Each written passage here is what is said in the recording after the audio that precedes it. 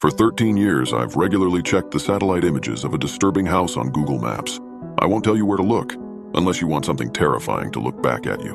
When I first spotted the house in 2012, however, it wasn't disturbing. It was curious, like me.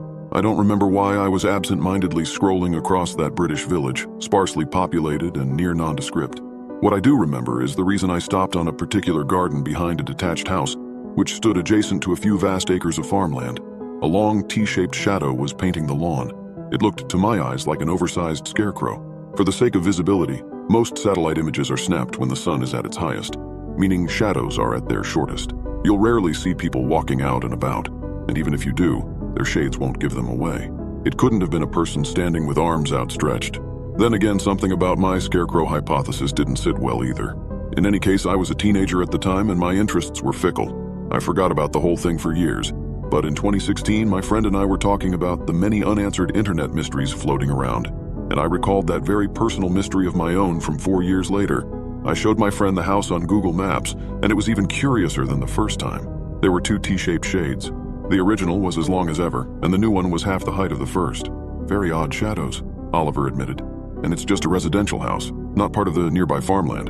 So why would the homeowner need scarecrows? I don't remember how I responded. The conversation took a detour into something else, thanks to the liquor incapacitating my thought processes.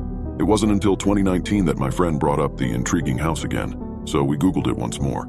And again, the garden had changed. The second shadow had grown to the height of the first shadow. Something about the oddness of it all left me, for the first time in 7 years, quite afraid. I saw in his wide eyes that Oliver felt the same. He quickly played off his discomfort, but I noted his momentary lapse of cool-headedness, noted the hesitation which had preceded his stilted, unnatural laugh. I just didn't quite understand why we were both so afraid of two shadows. "The baby scarecrow is all grown up," he said. I didn't respond. 30 seconds later, Oliver held up his phone displaying Google Maps and said, 52 minutes. I clocked the blue line dotting a route from his apartment to the countryside house, nearly an hour away, and I raised an eyebrow. "You're not serious." "I am," he insisted. "We've been talking about this house for years. Don't you want to know what's in that back garden?" I shook my head. "Not anymore. There's something off about that image, Oliver." He groaned. "Oh, come on, Jamie. I know it's left an unscratched itch in your brain. I know you. We're not going to drive across the country to spy on somebody's garden," I said. "Well, I am, and I'd love your company," Oliver replied, shrugging. "There's only so much a bird's eye view reveals, and street view won't let us peek over those obnoxiously tall hedges. We need to see the place in person. I feel as though I may have stepped out of my body for an hour or so. Let someone else take the reins." For I only realized that I'd been coaxed in to accompany my friend as his car rolled to a stop outside that famous house from Google Maps, no longer seen as a flat roof and garden from a bird's eye view, but as a three-dimensional, horribly real structure. The unassuming red-bricked residence was surrounded by 8 feet tall hedges, countryside, and silence. There had been other cottages dotted along the winding country lanes here and there, but they did nothing to cut through the area's oppressive, all-consuming silence. Something about seeing the property in the flesh left my hairs tingling, left me ready to wrangle the steering wheel out of Oliver's grip and take us far away from that tall-walled place. And its hedges prompted an obvious question from my lips. "Unless you've brought stilts, how are we going to peek into this garden?" Oliver smiled as he opened the driver's door, so I followed him to the boot of the car. He'd always been more of a show-to-tell bloke. Inside the car's boot was a drone. Please, no. I inwardly groaned. I hated the thought of snooping on a stranger's property with an airborne camera. Then again, scaling the fence and trespassing would have been worse. So I nodded my head, signaling that I'd go along with Oliver's harebrained plan. He quickly took the drone up into the sky, and we watched the live feed on his tablet. Controller as the white, bladed plastic insect sailed loudly above the house, rotors blurring against the sky. Oliver took the device over the roof tiles, and we both held our breath as the garden came into view. Then we exhaled in harsh, painful gasps of shock at the revealed casters of the long shadows I had seen in photos for 7 years. Not scarecrows at all. 2 humans were tied with thick, well-knotted rope around their wrists and legs to large wooden crosses. Perhaps as much as the thought horrified me, crucifixes. My friend and I did not scream, but instead fell very silent, very still. There is no trauma quite like shock, no horror quite like being frozen to the spot, unable to think, unable to run. And the terror of what we were seeing would only worsen as my friend decided, with unsteady fingers, to fly the drone downwards, taking it closer to the 2 bound people in the garden. One was an adolescent boy, wriggling weakly in restraints as the eyes fixed on the drone filming him from above. He wore a white tee with 5 letters torn through its fabric, torn through to the flesh, creating blood-stained letters on his torso. Spawn. "Oh, God!" I moaned in terror, slumping against the car with teary eyes on Oliver's tablet screen. "We have to call someone." On the original cross, which I'd seen 9 years earlier, was a woman who barely looked like a woman at all. Her arms and legs, poking out of holes in dungarees, were nothing more than bundles of straw. Oliver and I finally broke free of our frozen states, beginning to retch as we realized that the captive woman was very much alive, but very much limbless, save for upper arms around which ropes were tightly wrapped. Cut through both her clothing and the skin beneath, in much the same way as the squirming boy beside her, was another blood-written word: whore. Oliver opened his lips, managing only to hiss out a whispery, wordless puff. Before he managed to try again, thunder cracked the air, followed by the live feed cutting out and the sight of the drone plummeting past the far side of the house, landing in the garden. That thunderous sound was one only heard in the true boonies of England. A gunshot, and moments later, my eyes caught the silhouette of a broad, bulky man behind the paper-thin curtains of the house's upstairs window. The drapes parted, then out peeked a double-barreled instrument and a hand reaching for the window's latch. I screamed in fear at Oliver, "Move!" As clambered in the car, the sound of plastic squeaking filled my ears. I didn't have to look up to know what would be pointing at us from that open window. Oliver floored the accelerator, and I half expected his side window to suddenly shatter. Expected my best friend's body to collapse in a pool of blood against the steering wheel. However, there came no gunfire. We drove away. "What the fuck?" Oliver bellowed minutes later, spittle and tears, and snot flying from his horrified face. I managed only to sob in response. My friend pulled into a petrol station 20 minutes later, and whilst I said that we needed to phone the police, he claimed that we should go back to the house first, that we should be brave. Oliver was worried that the homeowner had chosen not to follow us because he'd needed to dispose of all evidence. Then my friend suggested that we had a limited window in which to go back and record some evidence of what the man had done. "You watch too many crime programs," I pleaded, panting heavily. "This is the real world, Ollie. In the real world, you see a crime, then you call the police. That's how it works." Anyhow, after much back and forth, my friend managed to dupe me into thinking that he was on board with my plan of simply leaving it to the authorities. But whilst I went into the petrol station to pay for our freshly filled tank, Oliver tore away and left me behind. I tried to call him numerous times over the following hour or so. Nothing. So I rang the police and told them what had happened. To give credit where it's due, the authorities took my claim seriously and searched the homeowner's property. However, as Oliver had feared, the responding officers found nothing in the stranger's garden. No crucified, straw-stuffed victims. No carcass of a drone. No shotgun shell. Nothing to validate my tall tale. The homeowner, a man named Mr. Tomlinson, told the police that he had seen neither a drone nor two men outside his property. I showed the police the satellite image on Google Maps, and Mr. Tomlinson simply laughed. He said that the image was at least a year out of date, that he'd gotten rid of those statues months earlier. Yes, statues. Apparently this was a sufficient explanation for the police officers. Obviously there were plenty of ways to corroborate my story. The police checked the surveillance footage at the petrol station, saw Oliver and I standing by the pumps, then saw him drive away whilst I was in the shop. "See?" I protested. "We weren't saying you were lying, Jamie," one police officer insisted. "We simply need evidence." I pointed at the screen. "There's your evidence. We drove out here together and now he's gone. Look, this was only a few hours ago. The two of you were clearly arguing. It seems like your friend just needs to cool off," one of the officers suggested. They promised to look into Oliver's disappearance once the appropriate amount of time had passed. Well, 48 hours later, when he still hadn't shown face, the police took me more seriously. However, days, then weeks, then months went by. No sign of him. And the authorities failed to find any evidence suggesting that Mr. Tomlinson had been keeping people captive in his garden. No evidence of prisoners anywhere on his property. Then came the pandemic, and the world had bigger problems. Nobody believed my story, no matter how many times I talked about the Google Maps image, and the drone, and what the two of us had seen. Eventually, I researched the area surrounding Mr. Tomlinson's house, an area including surrounding hamlets and farms, all forming a tightly knit community. From news articles, I learned that a woman and a farmer went missing in 2011, and that got me thinking.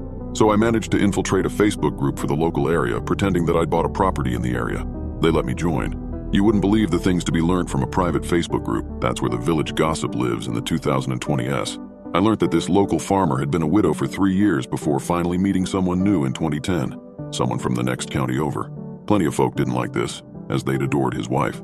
And, to make it worse, as one Facebook user commented, this new woman was an out-of-towner. I shared this information with the investigating police officers.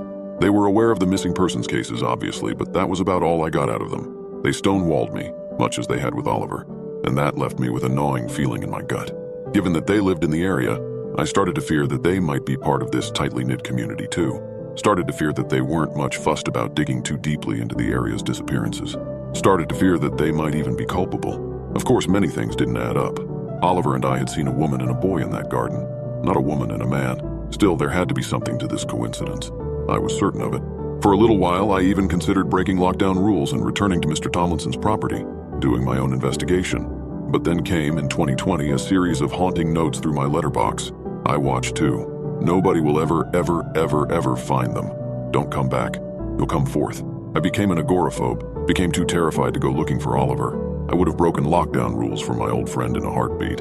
But the possibility of meeting Mr. Tomlinson again, the haunting man who'd nearly killed us from his window, was a nightmare too great to bear. Call me a coward if you must, but ask yourself what you would do in such a situation. Every day I checked my windows expecting to see that stranger watching me from the driveway or the back garden. I have no idea how he found out where I lived. In early 2023, just as my phobia of the outdoors showed signs of somewhat abating, I thought about a particular word in that third and final note. Fourth. I had previously thought it to be a misspelling. I assumed Mr. Tomlinson had intended to write, "You'll come forth." But a new possibility popped into my head. When I returned to Google Maps once again, the last vestige of hope abandoned my body and dread took its place. In the latest satellite image of Mr. Tomlinson's house, 3 T-shaped shadows painted the grass. I know who the third must be, but I'm still, 2 years later, too frightened to return and see for myself. Too frightened that I'll become the 4th shadow in the garden. More straw than man. I rented an apartment in Berlin. There's a reason it was so cheap. This isn't a ghost story. It's a warning. I don't know why I'm posting this now. Maybe because I haven't said a word in almost 2 years and something in me is clawing to get out. I lived in Berlin for a while, early 2023. I'd moved there for work and the rent was insane. So when I found an ad for a 1-bedroom apartment near Prenzlauer Berg for under 500 euros, I jumped. The landlord didn't say much, just handed me the keys, warned me the windows don't open properly, and left. It was strange from the start. Not scary, just off. The building was cold, even in the spring. It felt empty, even though the parking lot had cars and some mailboxes had names. I didn't think much of it until the second night. 5 p.m., 6 p.m. The footsteps. I was working on my laptop when I heard footsteps on the stairwell. Heavy, slow, deliberate steps. At first I assumed it was a neighbor, but when I glanced through the peephole, no one was there. The steps just kept going up, then stopped. The next evening, same thing, then again, always between 5 and 6 p.m., always the same rhythm, always no one there. I started leaving the apartment during that hour, sitting in the cafe across the street, sipping coffee I didn't want, pretending it was normal. 9 p.m., the laughter. By the 5th night, I heard kids running in the hall. Laughter, giggles, the sound of little feet slapping the floor. Thing is, I never saw any children in the building. No strollers, no toys, no high-pitched screams in the courtyard. The laughter bounced off the walls in weird ways. It didn't feel happy, it felt wrong. Hollow, like someone was mimicking what laughter should sound like. I stopped sleeping with my lights off. Midnight. The screaming. She starts at midnight, every night. At first it sounded like a distant wail. By the time the clock hits 12:15, she's full-on screaming. Raw, primal, endless pain. Like her throat should be torn to shreds. I tried calling the police once. They came, knocked on my door. I let them in, desperate for someone else to hear it. But the moment they stepped inside, silence. They gave me a weird look, said I might be adjusting poorly to the city, and left.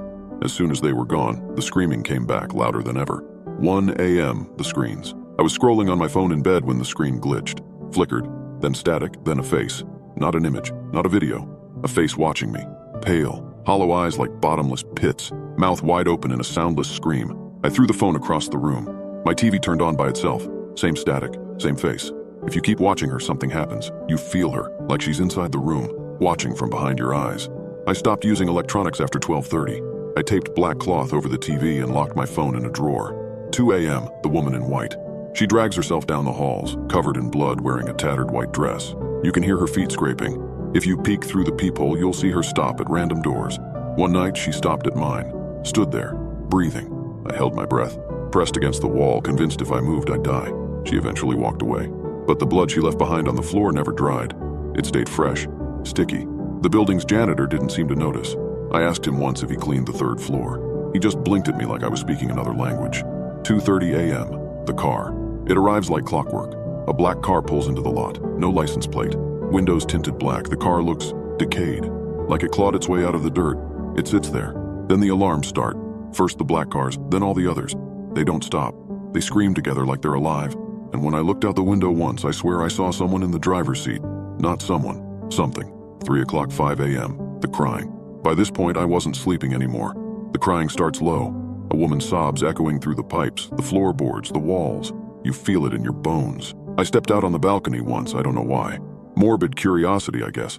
She was standing there, on the opposite balcony, still broken, staring at nothing, and then she turned around.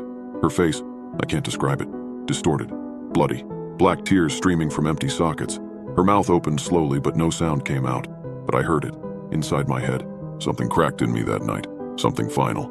I left the next day, packed what I could and got the hell out. Never told anyone what happened, never said goodbye, never logged into that email again. I stayed with friends until I found a new place. I haven't spoken a word since, not one. I can't. Because if I do, I think she'll hear me. They say only a handful of people are left in that building. I don't know how. If you're in Berlin and see a listing for a cheap apartment on the corner of Lothringer Strasse, run. Don't visit. Don't contact the landlord. Don't go inside, because she's still there, and she remembers everyone who leaves. She misses you. She always will, and she's still watching. I'm a state patrol officer. I know what really happens after dark between mile markers 189 and 206. They only hunt after night falls. Always lone motorists. Stop between mile markers 189 and 206. It's no secret that something is off about that stretch of I-35, and the disappearances that occur there have not gone unnoticed. And now, thanks to me, that body count has gone up by one more. Many have described a feeling of wrongness that pervades the area, how it seeps from the road, the trees. I can't help but imagine how those unlucky enough to meet their end there must feel. Breathing in the weighty desperation and shaking, panicked gasps made heavier with the knowledge that they'll be their last. We do try and take precautions, but we can only do so much. It's the only stretch of highway in the state with no standing signs threatening fines that are astronomically high for violating what may seem like a ridiculous request. The particularly eagle-eyed may also notice how the fence at the tree line is much taller than that of the other areas. Even then, some still manage to scale it. It's not surprising that many local urban legends focus on this place. What does never cease to surprise me, though, is how the truth can be more terrifying than our wildest nightmares. As far as I know, only one person has ever seen what dwells on the other side of that fence up close and lived to tell the tale. But he refuses to speak of the encounter, or much of anything else, after what he witnessed. It is a presence that is only detectable by the absence of those unfortunate enough to meet their end between miles 189 and 206. Before last week, I hadn't lost anyone on my shift, something I like to think my wife, Marta, would be proud of if she were still here. Marta is why I took this particular job. I've been an officer for decades, but it was only after I lost her that I was told what really happens after dark on that lonely stretch of highway. That was when I requested to be reassigned there. Now, I only work from dusk till dawn on a much smaller stretch of the road, to make sure absolutely no one else has to go through what she did. I am not here to issue tickets. I aim to minimize deaths. For a long time, I blamed myself for losing Marta, for not getting her call before it was too late. Her call that she was stalled out near mile marker 203. I was performing a traffic stop in my assigned district about 30 miles away at the time, unable to answer my phone and only hearing her message after I'd jumped back in the cruiser. I beat the tow truck there, but it was already too late. Every night that I'm unable to sleep, when I still instinctively find myself reaching for that empty side of the bed, I can't help but to fixate on how everything would have been different if I'd been with her. How, maybe if I'd answered the phone, that space wouldn't be empty. How, if I hadn't been at work, I wouldn't have to replay the last message she'd ever leave me in order to hear her voice. Zach, I'm going to be late. The message starts out, Marta's voice shaky. I'm fine. I could picture her hands up placatingly as she tried calming down both of us. Some asshole clipped me and I spun out into the ditch. I'm fine, the car is fine, I'm just kind of scratched up. The guy just drove off, but yes, I got the plate. It's a vanity and is very fitting. She reads the plate out, and she was right, it was fitting. I'm frankly shocked the DVS approved it. AAA is coming, so everything is fine. I love you, I'll see you when you get home from work. A pause, her voice suddenly a whisper. Do you hear them? The beeping of a car door opening. A staticky thud as the phone falls from her hand to where we'd later find it left behind in the driver's seat. I always hang up then, because I can't bear to hear the distant sounds that follow. It's cruel to berate myself, knowing what I do now, that she was doomed the moment she went off the road and her car stalled. The moment that all other traffic passed her and she was alone in the darkness, it was all over. It wouldn't have mattered if I were 30 miles away or 5. I don't blame the other officer assigned to patrol that area either. This special unit was short-staffed at the time and he was helping someone else several miles down the road. I'd sped down to where her car was, beating the tow truck, but only seeing an empty vehicle. Flashers on, door ajar. The usually silent night air was filled with something I could only describe as the buzzing of a million frantic insects. Until I stepped out of my car. Then the sound faded, replaced by something else. Zach? I sighed in relief at the sound of my wife's voice in the distance, despite the strange gurgle it was heavy with. despite it coming from over a 6-foot chain-link fence and the trees beyond. I ran to her before the flashing lights of the patrol car of the other officer appeared and her voice faded, swallowed up by the droning that faded to silence. I hadn't even realized I'd been scaling the fence. It was like snapping awake from a stupor. The officer stopped me, told me Marta was already back at the station. I wondered if maybe in my panic I'd imagined her voice. When we got there, though, they kept me caught up in bureaucratic red tape until it was nearly dawn. Only when it was safe to pull what was left of her from the woods the next morning would I see her again. Only then would they tell me the truth. Most nights on the new job were uneventful. It's funny how after enough time anything can become a new normal. My coworker Brennan, the same officer who had to break the news to me about Marta and I, patrol our assigned areas, keeping an eye and ear out for anyone in need of our help. The night of my first call had begun like the much more mundane. Brennan had called and was in the midst of describing the plot of some 80s B flick he'd watched the night before when the radio hissed out a code H197. Someone had called for a tow at mile marker 197. The company's dispatcher knew just enough to immediately refer them to us. I was closest, so I turned on the lights and siren and I headed over, speeding through the dark pines that had cast the highway into a tunnel of darkness. The sound and light served to buy our stranded motorists some time, a distraction that'll reach them before I do. But what really deters whatever lurks beyond the fence seems to be the presence of another mind, another target. Perhaps by diluting the focus of the predators, perhaps by distracting us, their potential prey. At first I thought I was too late. The car was empty, and it was only after my eyes had adjusted that I saw the driver, already on the other side of the fence, seeming to reach into the darkness. I called out to him and he turned me, dazed. In the brief moments before the presence in the dark fell silent, I caught a whisper of a familiar voice seeping through, floating along with the darkness itself. I shone my flashlight in his direction, and his pupils, which were so dilated they'd swallowed his irises, shrunk again as he blinked away his confusion. As he did so, I could see my light reflected in countless pairs of eyes, bright pinpricks floating in the darkness behind him in the moment before they retreated back. The driver stood in shock for a long moment before frantically trying and failing to scale the fence to reach me. After I helped him over, he clutched his trembling arm to his chest, spongy-looking exposed bone at the wrist, everything below it already gone. I radioed for an ambulance while the man just stared into space. I nodded patiently as he seemed to struggle to find the right words to describe what happened, his eyes wide and unblinking, glassy.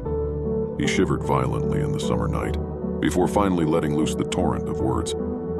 He spoke of the whispered invitation from the woods, spoken in the familiar voice of a loved one long departed. It had happened so fast. He'd stepped out of the car after popping the hood, and the next thing he knew, he was on the other side of the fence. All he could tell me was that, for reasons that no longer made sense to him, he had to reach the source of the sound beyond the trees. He spoke of the awful things he'd seen in the brief flicker of my flashlight beam, things that belong in the shadowy pools of our deepest nightmares, not the woods off I-35. I nodded until he fell silent. From what I've heard, he still refuses to speak about the experience. His brief glimpse at the presence in the woods had apparently been enough to fray the threads of his mind beyond repair. I waited with him until the ambulance arrived. Our people, in the know, and used to this sort of call. And then, as their lights and sirens faded into the distance, I hopped into my cruiser and took one last glance into the trees. I couldn't help but think about Marta out there. What, had called out to her while she was all alone in the dark. How I arrived far too late to help her. Sometimes when I can't sleep, I search for plates. The vanities of the car that knocked her off the road. The one she described in what was to be the last phone call she ever made. But unlike their unknown owner, the plates have no hits. After helping the motorist that nearly met a grisly end, it was thankfully quiet for. While my nights consisted only of driving up and down my stretch of highway while Brennan and I bullshitted. But then, last week happened. The night that has me reconsidering my entire career. I keep replaying the scene in my head. The car speeds by me, it's got to be pulling over 120, drifting in and out of lanes so erratically that I have to messily swerve out of their way and onto the shoulder as they pass. Even then, they still just barely miss me. The jarring sound of screaming metal and shattering glass shrieks through the distance. I pull back onto the road and speed after him. He didn't make it far. Skid marks show the messy journey from road to tree. He has the misfortune of crashing into mile marker 192. The only luck on his side is that I was so close by. Miraculously, he's banged up, but for the most part, okay. The car, on the other hand, won't be going anywhere anytime soon. He doesn't seem to see me approach or hear me ask if he's all right. So I rap on the window loudly and shout that I'm radioing for an ambulance. That seems to snap him out of his stupor. He finally rolls the window down, and it smells like he's been bathing in Everclear. He refuses. He doesn't want to go in for driving drunk. I quickly ask for license and registration, even though this isn't a traffic stop as so much as a rescue mission. I've already decided that it's quickest if I take him in for reckless driving. I can breathalyze him back at the station when he's out of danger. Hell, I could probably wait hours to test him and he'd still be several times over the legal limit. He instead staggers out of the car and yells at me, waving his finger at a space several feet to my right, the place he seems to think I'm standing. "You need to come with me, sir," I whisper. "It's not safe." I stop cold when I finally notice his license plate and find myself tuning out his barrage of insults. Marta's last voicemail to me replays in my head, the vanity plates of the car that knocked her off the road without bothering to stop and help. No wonder I never found them before. I tried various abbreviations, but his are from a state over one letter longer and a creative take on the phrase that I wouldn't have guessed. I really study him this time, as he rages in the blue and red light from my cruiser.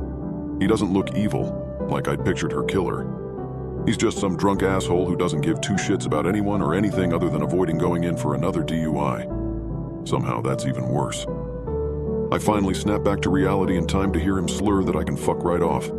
Maybe I'm a bad person for the choice that I made. I decided that I'd give him exactly what he asked for. "You have yourself a good night, sir," I reply.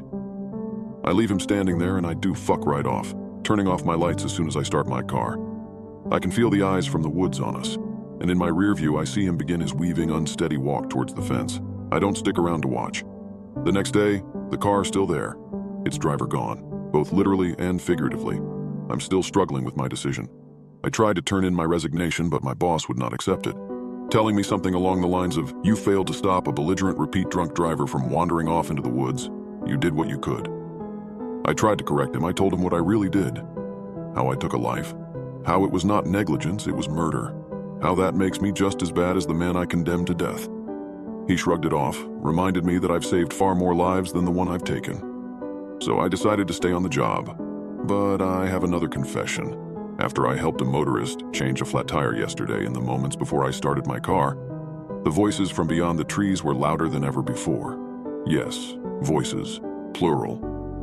For the first time, Marta's soft beseechment changed from a solo to a duet. A new voice has joined the pleading call from the woods. A voice that I can still recognize even though it's much clearer now that it no longer slurs the words. The voice of one killer to another, promising that I will soon join it. Every night at 3 a.m., I hear my dead brother asking me to open the door.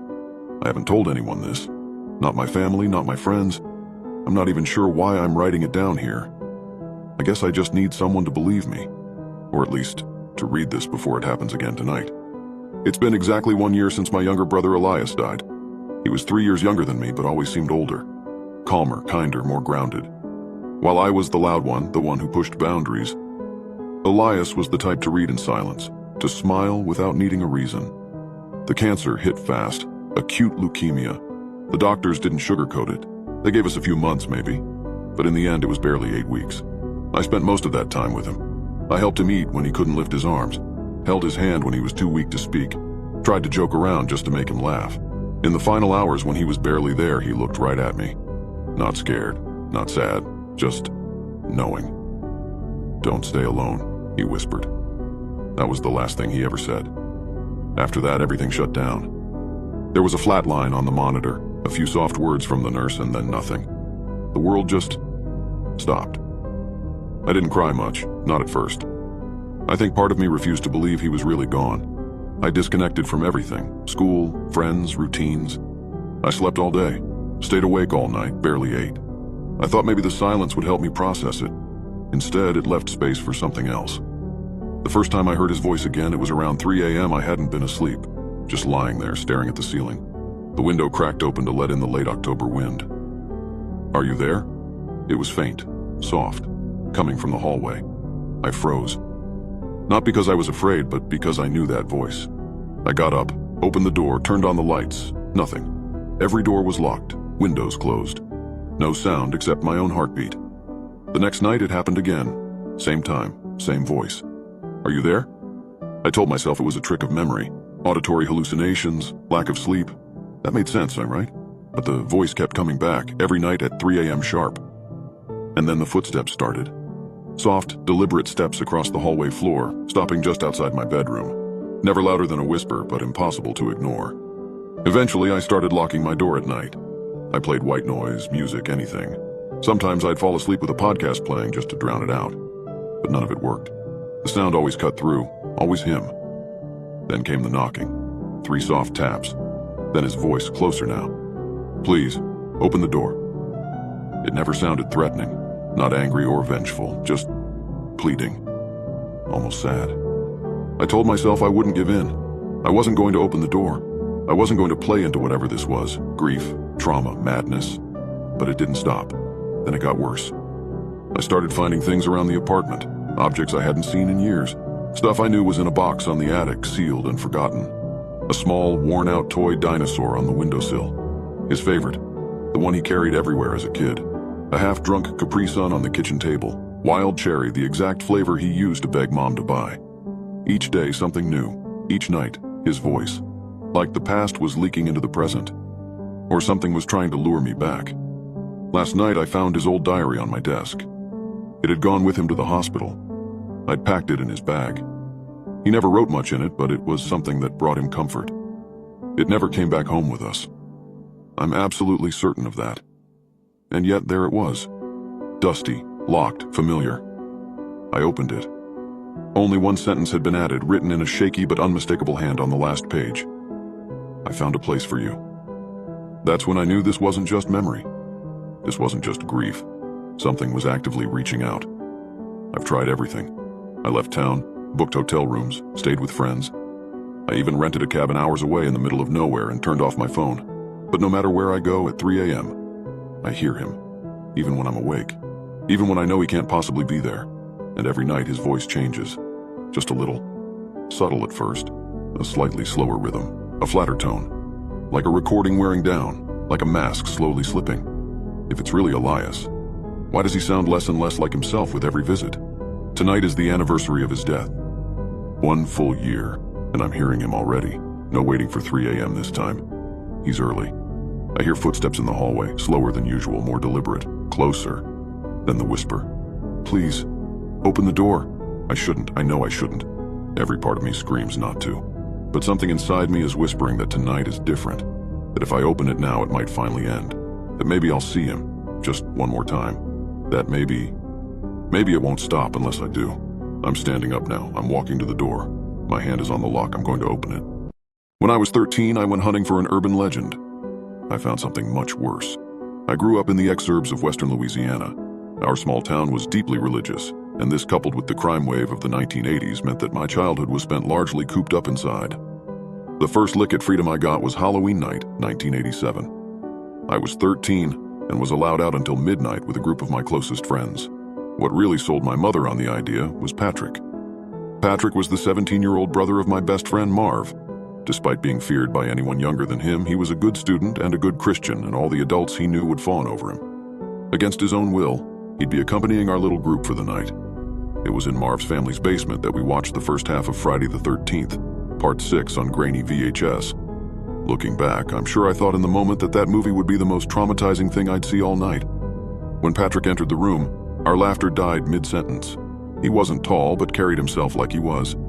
I never liked him, but knew that not even his presence could bring down my mood tonight. After Marv's parents forced us out, we patrolled the neighborhood trick-or-treating. I think there were about 5 or 6 of us, not including Patrick. I knew all the other kids from either church or school, apart from Lenny, the kid brother of my friend Rob. I never knew, but I'm sure he was only around 7 or 8. I did remember that he was dressed in a clown costume. Apart from Lenny, the only other costumes I could remember were mine and Marv's. We both came dressed as Ghostbusters, and I'd brought an old black-painted vacuum cleaner with me to really make it. It was after 10, after the trick-or-treating, that maybe 1 or 2 of us left the group to go back home. We all were giggling and messing around, high on sugar, not noticing that Patrick was leading us a little further away from the rows of white houses. The streetlights grew sparse, then vanished altogether. The laughter that had carried us through the night faltered, replaced by the crunch of dead leaves underfoot and the distant, rhythmic croak of bullfrogs. The air thickened with the smell of stagnant water and rotting vegetation. I remember Marv nudging me, his grin faltering for the first time that night. "Dude," he whispered, "where the hell is he taking us?" There was a small marshy clearing on the banks of the bayou. Large, thick roots served as makeshift benches which Patrick directed us onto. Confused, we sat in a crescent around him and watched in terror as he took a cigarette from his pocket, lit the end, and took a draw. He blew smoke into Marv's face and started to talk. He told us all that he had a story he wanted to share, a local legend that every kid in town should be aware of. We listened intently as he began telling us about Leatherskin. The story will always stick with me, and I will now try to repeat it as accurately as I can. I might miss out some of the details. It has been 38 years after all, but this will be the truest account of the original myth on the internet, as far as I know anyway. Leatherskin was born sometime in the late 40s or early 50s. Deformed, coarse brown calluses grew all over his body like spreading mycelium. His pus-colored eyes were nothing but tiny pinpricks, and the full set of teeth he was born with were too sharp to be breastfed. His father, the town's pastor, was terrified that his child was a satanic aberration, punishment for the sins of his youth. Despite his ailing wife's pleas, the pastor took his newborn to a murky corner of the swamp and left him in a patch of moss to die. By this point, Patrick had already piqued my interest. At 13, I'd already heard the name Leatherskin whispered before. I heard it from a kid in the playground when I was much younger, in the context that he was going to get me. It was a small part of local lore that I honestly knew nothing about. I didn't even know what Leatherskin was supposed to look like. On that Halloween night, I was ecstatic at the idea of finally getting to know. Unbeknownst to the pastor, he left his unwanted infant crying within earshot of a dilapidated shotgun house. The wooden shaking that was slowly sinking into the bayou was inhabited by an aged and dementia-ridden woman. She wandered from her home and followed the cries to that little patch of moss. When she found the baby, she took him in her arms and cradled him to silence. That night, she brought him back with her and raised him as her own. For years, she fed and clothed him, cared for and nurtured him, and did her best to keep him from harm's way. The senile old woman was barely able to speak herself, and with no other human contact, Leatherskin grew up without a proficiency in any language. His diet consisted of raw seabird and other hapless swamp creatures until he reached puberty. By 13, Leatherskin was already almost 7 feet tall and had just begun to sneak out of his mother's home and into the small town on the other side of the overgrowth. He'd stalk through the backyards at night and kidnap family pets under the cover of darkness. This became his new routine, but as Leatherskin grew, so did his hunger. Sometime in the mid-1960s, a small girl wandered out into the swamp, chasing a monarch butterfly. She was never seen again. From this point onwards, all sympathy had drained from Leatherskin's story. After his first feed on children's flesh, he could not go back. Kids began disappearing at a rate far higher than the national average. After the discovery of some semblance of human remains, the townsfolk would propound that these poor children were falling victim to alligator attacks. Hunts began soon after, and although many reptiles were killed, Leatherskin remained out of sight. The parents, however, stopped letting their children play outside, and especially not near the bayou. Leatherskin was forced to venture further into the small village, and even broke into houses from time to time. It was after one of the Calloway twins disappeared from the edge of the schoolyard that people stopped saying gators and started to nail their windows shut instead. By this time, he had begun to spend much of his time in the water, clambering from root to root in the murky shallows. Anyone who did encounter him might have mistaken Leatherskin for a floating log, or even a crocodilian. Few would have realized how close to death they'd come. Some hunters might have even seen the rundown cabin Leatherskin called home. It rested half-sunken where the marshland met the slow-running waters of the bayou. It was built by the father of Leatherskin's elderly adoptive mother, sometime in the 1870s or 80s, I'd reckon. Back then, where it stood was dry land perched on a small riverbank. With more attraction, it could have developed into a township, taking the place of the one I called home a mile northwards. Shortly after the end of segregation, and immediately after Governor Wallace's loss in the 1968 presidential election, racial tensions in the state of Louisiana were at a fever pitch. Following more sightings and even a blurry photograph of Leatherskin, the highly fantasized story the local newspapers ran with were of a Creole cannibal living deep within the swamp. A racist mob was whipped up, and in one warm July night, they descended into the quagmire accompanied by the sheriff's men. By foot and by boat, the crowd came across Leatherskin's decaying house. Raiding it, they found only the senile octogenarian who'd raised the young demon. She was alive but unresponsive as she had been for the past 2 years. In that time, she'd been kept alive, fed and bathed by her de jure offspring. The gang of men soon realized she wasn't the sole occupant of the house, however, as the wooden frames weren't the only things rotting away. Led into the cramped upstairs by stench alone, they found piles of small bodies, most picked down to the bone. In the ensuing interrogation, the old woman sadly died. This was the beginning of the account from the sole survivor of that night's events, once he regained speech a few days after. He told the reporters encamped around his hospital bed that shortly after, the door was ripped from its hinges. A blur entered the shack and tore the group of men apart, shrugging off gunfire like a metal drum as he did. The lone survivor, a teenaged clerk from Rubio's Hardware, had only done so by leaping out of a brittle, mildew-frosted window. Leaving the screams behind him, he ran, coated in blood, through the maze of vines. In a panic, he twisted his ankle and crawled onto a mossy clearing lit by the moonlight. Eventually, he was found by one of the police boats used in the search, piloted by a bewildered deputy and taken back into town. When a second search party came across the old cabin, they found what was left of the group of men. They were gored to pieces, strewn everywhere. The townsfolk burned the house, and as it went up in flames, its ancient foundations finally gave way and it slid into the murky water. No one knew what happened to Leatherskin, but to this day, our little town still has one of the highest disappearance rates in the contiguous United States. Some say Leatherskin is still alive and well, thriving in the swamp, still feeding on children. At least this was the story told to us by Patrick. Once Patrick finished his yarn, he looked around at the group of kids in front of him, gauging our belief, or a lack thereof. To my side, little Lenny was quivering in his clown costume, his eyes darting around the mangroves. I was conflicted on its validity, but I can remember that with the passion the story was told, I felt inclined to believe him. If I had fully believed him, I might have been less enthusiastic when Patrick quickly suggested that we should all go into the swamp and hunt for Leatherskin ourselves. Since I watched Stand By Me, I yearned for the freedom I had seen in media. With an hour to midnight, I leapt from my seat on the root and fervently supported Patrick's plan. He threw his arm around my shoulder and spoke to the rest of the children, goading them to follow my example. I started to wish that I kept my mouth shut, because 5 minutes later, our little posse was trudging through the swamp. One or two decided not to come with us, instead following the trail back the way we came and into town. A few of us had flashlights, given to us by our overprotective parents. That, combined with the brief cracks of moonlight gazing through the canopy, guided our path. We stuck to the elevated and dry sods of earth as best we could. Despite my attempts, I could feel the hanging ends of my pant leg dampen. Marv and I tried to hang back, and we talked and laughed like a pair of hyenas. The air was wet with sound. Cicadas, toads, and the flow of the nearby bayou. Suddenly, Patrick put a commanding hand up and told us all to stop. We did and looked around, trying to find what sparked our sudden halt. Patrick turned to us with a sinister smile and said that he'd seen movement along the banks of the creek. "It's Leatherskin!" I remember Patrick shouting at us. Lenny's breath hitched as his older brother pushed him forward. Patrick saw what the siblings were doing and decided to take it further. He said something along the lines of, "You're the youngest. Leatherskin will want you."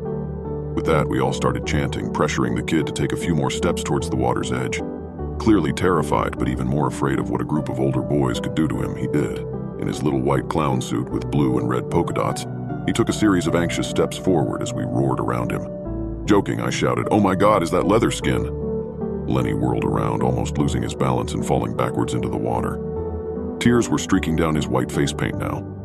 "Stop it, guys, you're not funny," he screamed as we all bent double, laughing at him. Those words are etched into my mind because they were his last. A torrent of water swept onto the thin, stony bank as a great weight slammed into Lenny, having bitten onto his submerged ankles. He cried out in pain and shock and fell to hands and knees as he was dragged backwards. I was paralyzed with fear, as were Patrick and Marv, but Lenny's brother rushed forward to fight off the black shape. It wasn't until he splashed into the water that we snapped out of our trance of regret and ran to Rob's side. He grabbed him and stopped him from running fully into the bayou as Lenny was dragged underwater by what we came to realize was an alligator.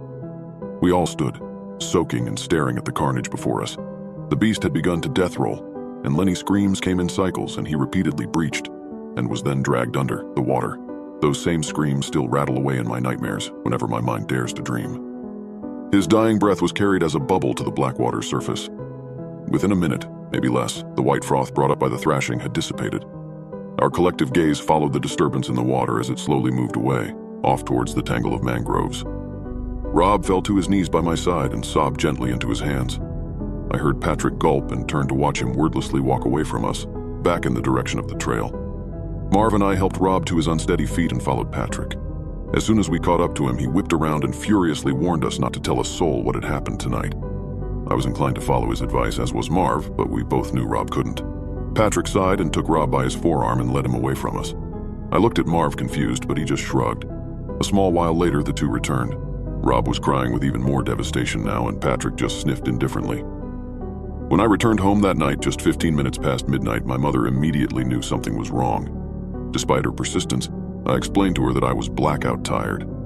And as it was over 3 hours past my bedtime, she let me go to sleep as soon as I came through the door.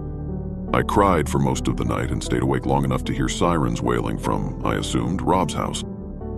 In the morning, my mother came into my room and quietly sat on my bed. She told me in a soft and distant voice that Lenny, the little brother of my friend Rob, had been reported missing. She then asked me if I knew anything about it. I told her in a shaky voice that I didn't, and my reply was followed by a few minutes of silence. My mother then leaned in and hugged me. I started to cry into her shoulder, and after some point she pulled away, gave me a shallow smile, and left my room. They never found Lenny, of course, nor did they find his remains. I didn't see Rob much after that night, but I often heard from my parents that Lenny's mother and father had shattered. I stayed friends with Marv until I moved to Baton Rouge at 19. I rarely visited my hometown, but recently my mother passed away. I haven't spoken to her in years, let alone seen her in person. The funeral was organized by my sister, who now lived in the family home with her own family.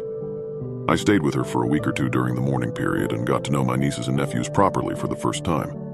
A few days ago, I was browsing around a local shop, one I worked at in the summer of 1990. It hadn't changed much, and I realized the new owner was an old school friend of mine. I was walking down aisle 3 when I bumped into him. I almost didn't recognize him at first, but he recognized me. It was Rob. Guilt still clung to him like kudzu. I could tell it in his gray eyes and broken smile. His hands trembled as he restocked a shelf of canned goods, his wedding ring loose on his thinning fingers. He somehow seemed smaller than he was when we were 13. We talked and vowed to talk more again one day, then said our goodbyes. I'm still not sure how much detail he told his parents of what happened that night, or if he's ever made peace with his own conscience. This post is my own admission. I'm not sure if the stories of Leatherskin are true. I did, however, tell them to my young nieces and nephews, in the hope they'll never venture near the swamp. Alligators infest these waters, and I'm certain it was one of those beasts that killed Lenny that night. I mean, what else could it be? I covered my webcam so no one could watch me. Then I heard a voice. I've been pretty paranoid recently about being spied on through my computer. There's been a few nights when I was just going down the usual 3 a.m. YouTube rabbit hole, and then after a while I noticed the green light on my webcam was on. Each time I had no idea how long it was on, but it might as well have been hours.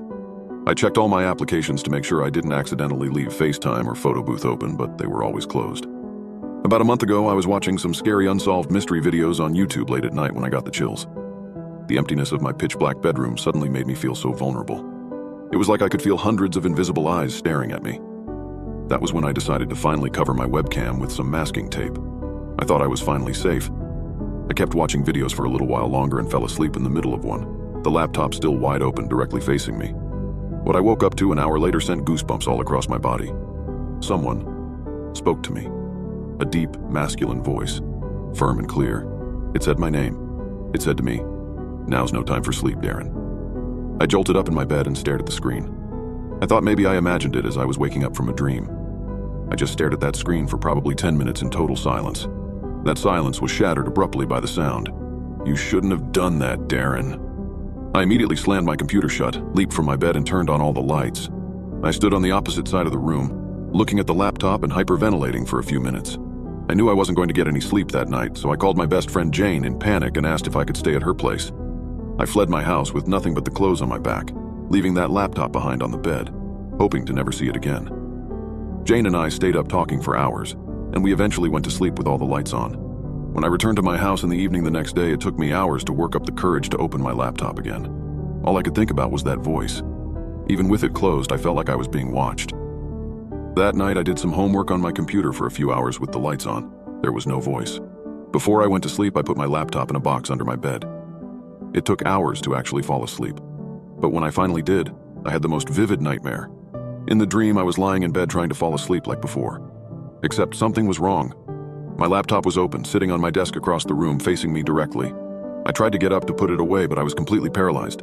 I just had to sit there with the cold black screen staring into my soul for what felt like hours. It was agonizing.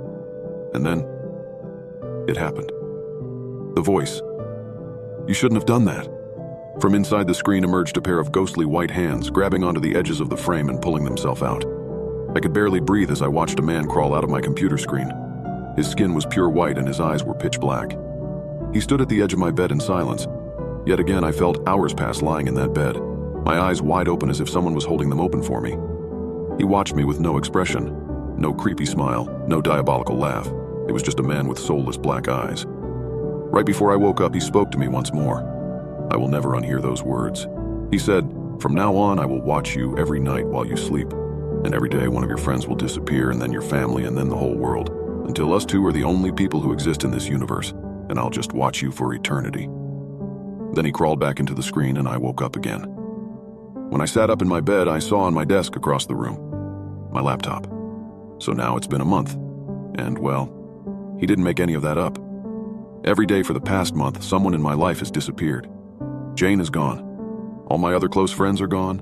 Acquaintances are gone. Co-workers are gone. And even some of my teachers are gone. I seem to be the only person who notices, though. Everyone has just gone about their lives as normal. There's no missing teenager panic in my town or anything. It's as if nothing has changed for anyone but me. But the worst part of it all isn't just that they're gone. You see, each night since a person in my life has vanished, I've fallen asleep and dreamed of the man staring at me, but he's not the only one. There is a new pair of eyes each night. Bright white eyes shining through an impenetrable black fog inside of my computer screen. All these people that I've loved, hated, feared, they watch me every night now, untouchable yet impossible to shake, trapped inside my screen. They're all here, but I feel so alone. I don't have much time left. Soon they'll all be gone. I'm so lonely. I shouldn't have done that. Is there anybody out there? I went to a rave in an abandoned factory.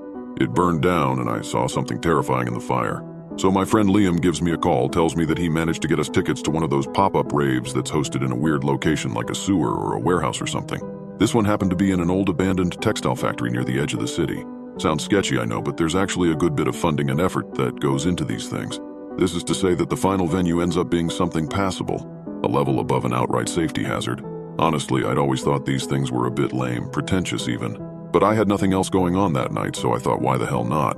We get there at around midnight, and it turns out to be a fucking blast for as long as it lasts.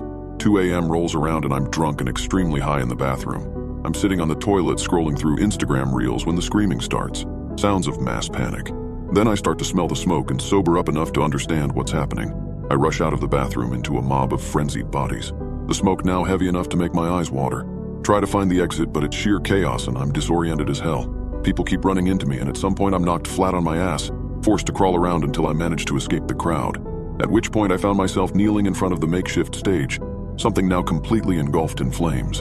And there I saw him, a strange, inexplicable figure standing right in the midst of the fire. A young dude, maybe mid-20s, lanky frame, pale skin, dark and wild hair, bulging, fish-like eyes. He was wearing a t-shirt and jeans, holding a black camcorder up to his face, and showing absolutely no reaction to the heat. Even his clothes weren't burning up. He was just standing there and filming, calm as anybody could ever be, filming me specifically. I guess it was hard to tell, but I'm pretty sure he was pointing the camera directly at me.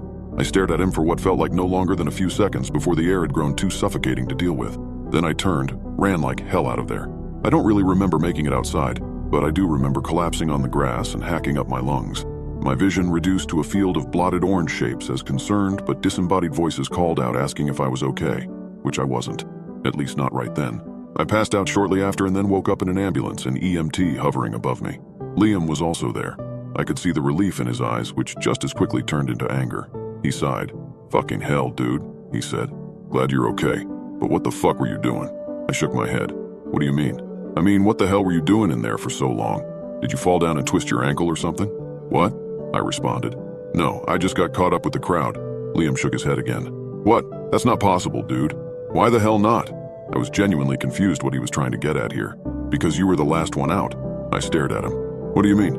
You came out like 5 minutes after everybody else did. Even the fucking DJ got out before you." "What?" I couldn't see how that was possible, but hardly had the energy to argue it. "What were you doing in there?" he asked me again. I shrugged. "Maybe I fell," I said. "Hit my head or something." By the time that the ambulance had pulled up to the hospital, I was coherent enough to refuse any further treatment. My insurance wouldn't have covered enough for it to be worth it. In any case, I felt fine enough. Lungs were still stinging a bit, but not so bad. Not worth the hassle. For the first few nights after the incident, the paranoia was something else. My head was being flooded with these fucked up thoughts. Like, what if that guy knew where I lived? What if he was following me home at night? What if he was somewhere in my apartment right now, filming me through a crack in my closet or something? A hellish state of mind. Sleep was like pulling teeth. and the little that I managed to get was invaded by nightmares so vivid and horrific that it was nearly euphoric to wake up and realize they hadn't actually happened. So I took to smoking and drinking before bed. I'm sure there's better methods out there, but I just didn't want to deal with this shit and wanted a quick fix before I started going insane. And it kind of worked. The paranoia began to ease up after a week, and sleep was starting to come in small increments, even without the liquor, though I was still smoking in order to stave off the nightmares. Another week and I was starting to forget about it. It was just a fucked up night. The smoke caused some hallucinations. I almost died. But I didn't. Now I'm fine. It's all good. Continuing to think about it is a non-value added activity. Just forget about it and move on, which I might have been able to do if I hadn't run into Cindy. Now, I'd never met or seen Cindy ever before, so you can bet it was a bit of a shock when this tall, brunette fitness model type comes over and sits beside me on the park bench while I'm staring at trees, sipping my Americano. She looked scared, worried, a mix of both. "You don't remember me, do you?" she asked me. I shook my head. "I don't think so. Where would we have met?" She sighed, as if me saying that had just confirmed something she really didn't want to hear. "The factory," she told me. I stared at her. Suddenly, every awful feeling was funneling back into my psyche at once. It was hard to say anything in that moment, but she seemed to be waiting pretty patiently for an answer, and so I forced one out. "You mean the rave?" "Yeah, I was there. Crazy shit, huh? Are you uncomfortable talking about it? After what happened to you?" Obviously I was, but I lied. "No," I told her. "Not at all. Wait, what do you mean? What happened to me?" "Well, I tried dragging you out that night. I mean, I really did. Everybody else was running away, but you were just kneeling there.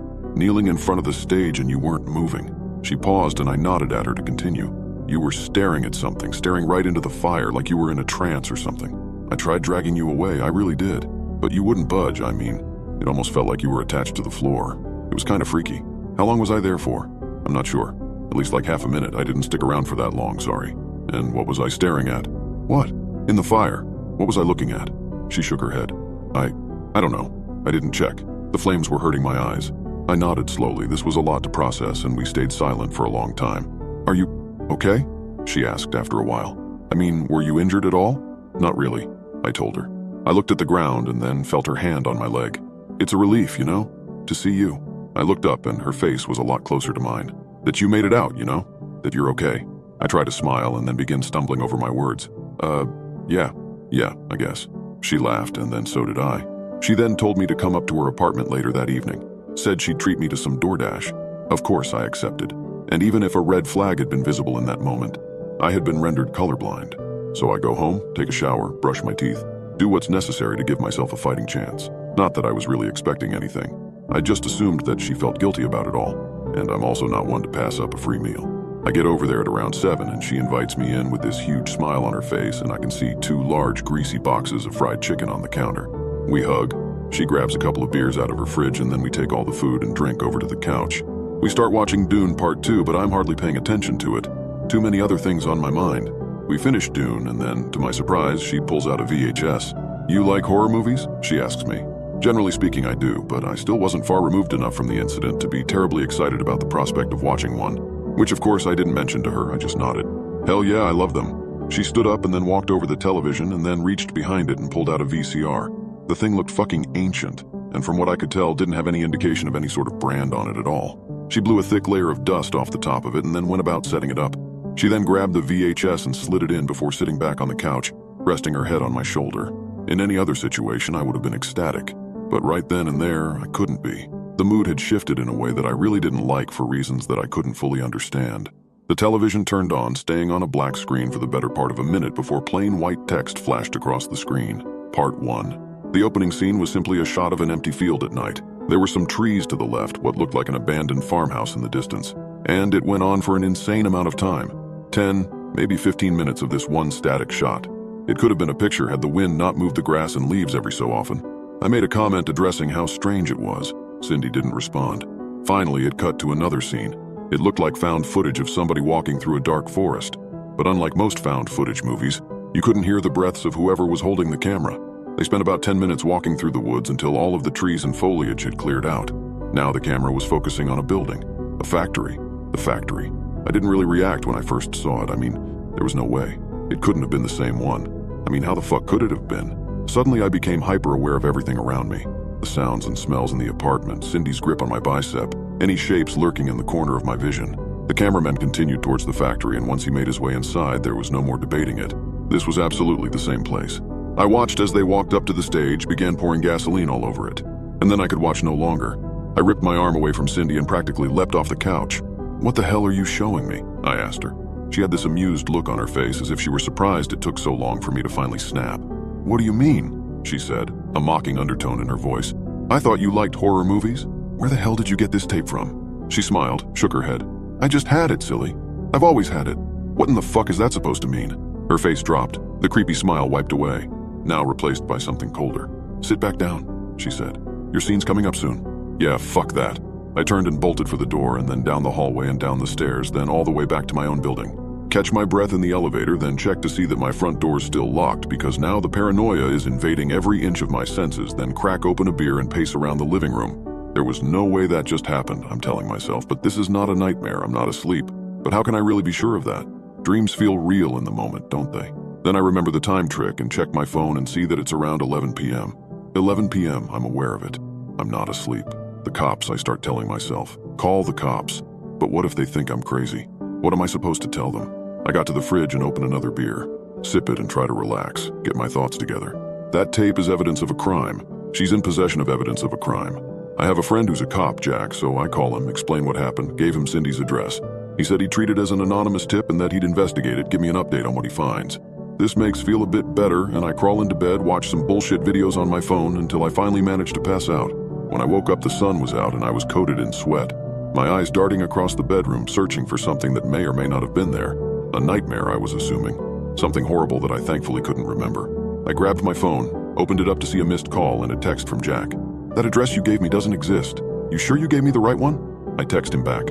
I might not have. "Which address did you look into?" He replied within a few minutes, and then I traced his response to the address that Cindy had written down for me. Exact same thing. Then I gave Jack a call, asked him to elaborate further. "I don't know what to tell you, dude. That address doesn't exist," he told me. "There's some out there that are kinda close to it, but they're in different countries. I have no idea where you went that night." I couldn't really believe what I was hearing, so I confirmed it for myself. He was right. No address matching it, at least nowhere even remotely nearby. Then I tried remembering how I even got there last night, and I couldn't do it. I really couldn't. I couldn't remember searching up directions or walking there or even leaving my apartment. I told Jack that I'd talk to him later and hung up. Only one explanation for this shit. I'm going insane. I inhaled too much smoke that night, and now I'm going through some kind of psychosis. Cindy wasn't real, the cameraman wasn't real. I'm really just losing my fucking marbles. At least this is what I want to believe. So I went about looking for a psychiatrist in my area, and then booked a consultation with one that had decent enough reviews. I'm headed there later today. I'll provide an update when I can, hopefully with good news.